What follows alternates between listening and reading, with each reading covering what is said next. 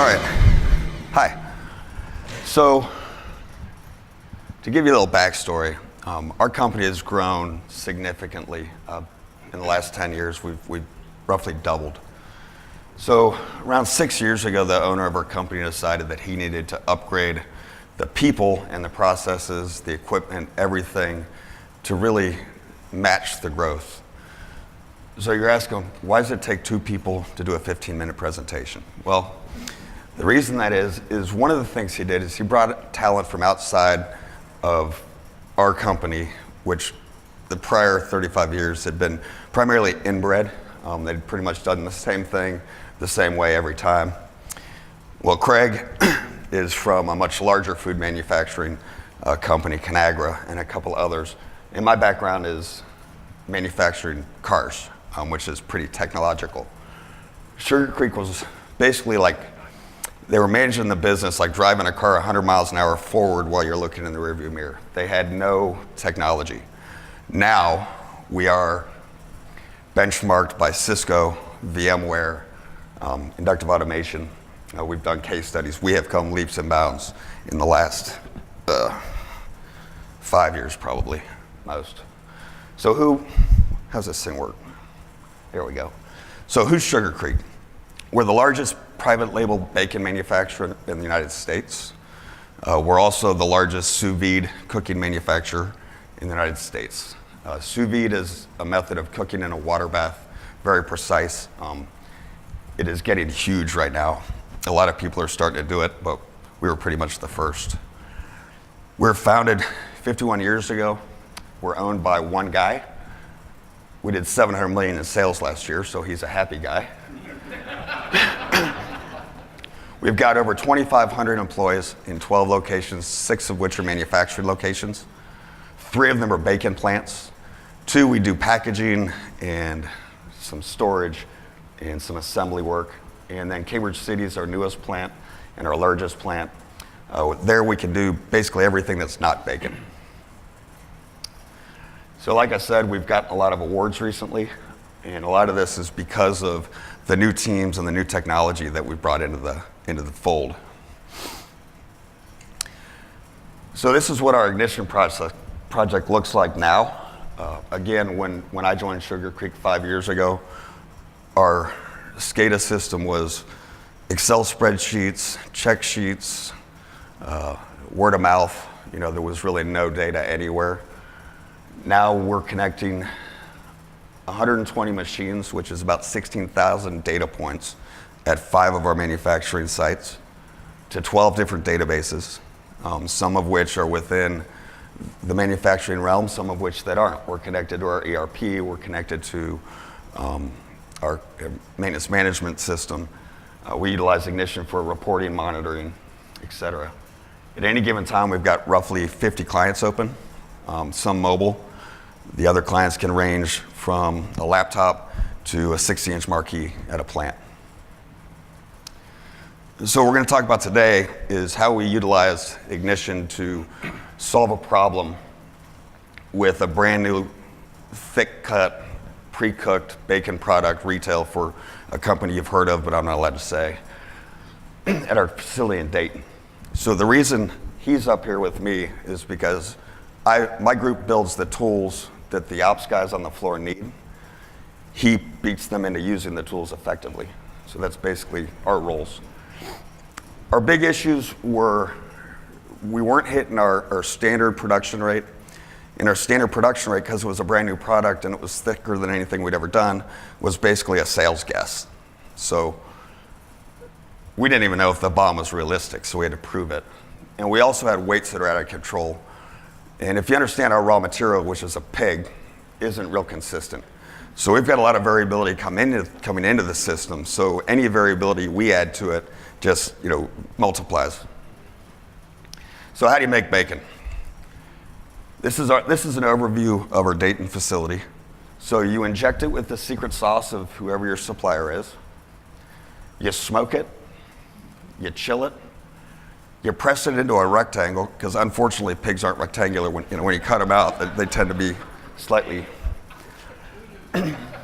You slice them, send it through a microwave oven that is huge, a lot of power. And you inspect it, you sheet it on something called a papertizer. That puts it on the little sheets of wax paper. And then you package it. You weigh it, you x-ray it. Quality. The bottleneck process was right there. And what's that? You got a slicer, high-speed slicer. These run up to 1,500 slices a minute. You've got a microwave with 8 transmitters and 4 cavities. You've got an inspection area at the end where you grade off. We've got about 15% grade off is normal. That's usually the ends of the belly that wasn't rectangular. But those become bacon bits, so it's not really scrap. So our solution was, we're going to measure everything and see what our true capabilities are and see where our losses are coming from. And that includes, we assume downtime because everybody blames downtime. But in our case, because everything's so variable, we had a lot of people jacking with settings. And rate loss is just as bad as downtime. You know, if you lose 10 widgets, it doesn't matter how you lost them, it's just you lost them. So we monitor slicer settings, conveyor speeds, transmitter output, scrap rates, papertizer settings, you know, all the project attributes, the weights. We compute our giveaway percentage.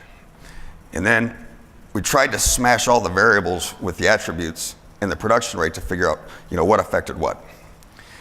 So what we came up with, again, working together, was this. So this is a dashboard for our slicing operation. It's got 6 lines, and it's got basically every current state setting we've got. So we've got the slicer settings, we've got the microwave settings, we've got the transmitter outputs, we've got in the top left our production rates. Now, yellow's not bad. Yellow means that we are beating our standard, but we haven't set a record. So red is bad. So those 20%, we're above the 15% target on giveaway. But then we've also got summary information. So we've got Pareto's on downtime. We've got basically a run chart showing the summary for each shift. And we've got the downtime reason codes. So this is an awesome looking dashboard. I think Dan will tell you I was pretty much the biggest pain in his ass to get to this finished product. So everything on here was a discussion, communication with the plant, me discussing it with Dan, us arguing over a beer. And then we get to this. This was months of work to do this. So the first thing we wanted to concentrate on was downtime. And my gig is, I've got the best job in the world. I'm a continuous improvement manager for the company. I get to be a pain in his butt. I get to be a pain in the plant manager's butts. I mean, And he's not responsible for anything. Right. It's awesome. It is awesome. So I just get to dig and dig and dig and beat people about the head. But I'm really good at getting in touch with the employees, which is what we wanted to do here. Make them part of the process, make them part of the development. So, starting with downtime, we picked a person from the floor. We identified the equipment. They would identify the downtime. We would build it. As we experienced downtime, we would build the downtime procedure. So the key to this is we locked down what they could pick the reason codes for. We didn't want free-form reasons because we wanted to be able to put them in loss buckets. You know, that was maintenance, that was quality. And we said measure everything. We measured slicer speeds, we're measuring transmitter outputs, trending everything. If you look at that top left, that's the slicer speed. So he's real good at saying, well, why? You know, why are they jacking with it? In this particular case, that was first shift. Second shift was a flat line. Yeah, that's what we did was, once we developed this and we started looking at it, so I communicated with the ops manager. So I saw second shift came in and there was an immediate 10% shift downward in rate. So I took a snapshot of it and I sent it to the ops manager, said, hey, I wonder why they would reduce their speed by 10%. And he made some story up how they had to clean the cavities and that they would be increasing. And I was like, I wonder what time they're going to do that. And he said, well, you'll see. So the next day, what I saw was they just had it locked at that slower rate for the entire shift. So I asked the second shift supervisors, why would you guys take a 10% reduction in rate?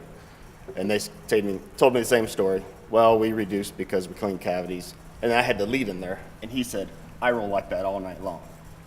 So what we saw was 12 different leads spread across 6 different lines on 2 different shifts, doing whatever they wanted based off of visual inspection of the product. So another thing that we measured, weights. And again, this is an SPC chart out of Ignition. It's very variable, but when you take we also check the weights of the incoming pigs, or pork bellies. When you take that variability out, these are actually in control. They just look crazy because most people are used to, something that's more controllable than a pig. So once we start understanding the line, we're communicating with the management group. We're identifying rate. We're trying to lock in rate. We're doing all these things. So then we start developing what we want that shift report to look like and the dashboards to look like. We're communicating it with them. Go faster. We're communicating it with them every day on a daily basis. We're teaching them how to analyze the downtime. We're teaching them how to read the data. We're teaching them how to use Pareto charting for downtime. So then, once we had the data, we knew what we were capable of, so we set the new normal. So we basically threw the standards out the window and identified how fast we could run every product on every line and made that the standard. Now, we knew we weren't going to attain that because we're going to have quality losses and rate losses and such, but we set a KPI of attainment, and for this particular product, on a shift with breaks at 65%, which sounds low, but again, 15% right out of the gates going out the window. And we want to identify the buckets of loss: downtime, rate loss, quality loss. Yeah, we utilized the opportunity to take this one line, and we knew we were going to spread it across 6 other lines, and we knew so we wanted to make the plants part of the entire process. So for that previous screen, we went through zero-based analysis on every line. We taught them how to do it, so they were part of it, and then they just copy and pasted that zero-based analysis and developing their own standards across all the lines. And then we got that one line locked in, went across the other lines, and now we're going across the other plants to do the same thing. So the results, we hit our bomb rates in under 2 weeks. That's pretty good because we're about 40% off what our bomb rates were. We're currently running about 50% above what the bomb rates are, which also makes John really happy. We had significant gains on all products and all lines. It wasn't restricted just as one line because we did the RIP reapply. The employees, this surprised me because I thought we were going to get a lot of pushback from the employees. But the employees are asking for, well, we want this now, we want this now, we want this now. So my job got real difficult, real fast. And we saw an immediate increase in the other lines before we even started concentrating on those lines. The employees just started picking up the practices from the other employees and saw what they were doing, and they just started doing it themselves. And then once we gave them more tools, they just jumped right in. And that's the end, and I did it in 13 minutes and 12 seconds, Craig.